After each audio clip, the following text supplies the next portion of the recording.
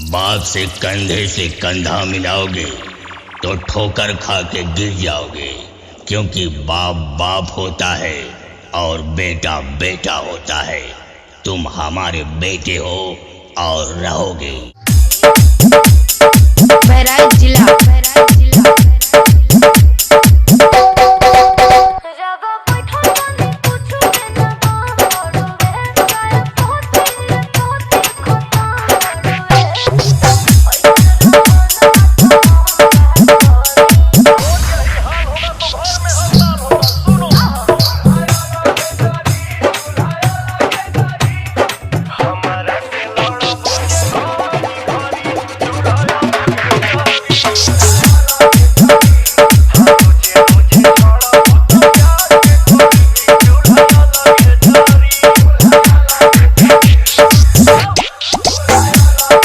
Pankaj Singh UP Bahraich जिला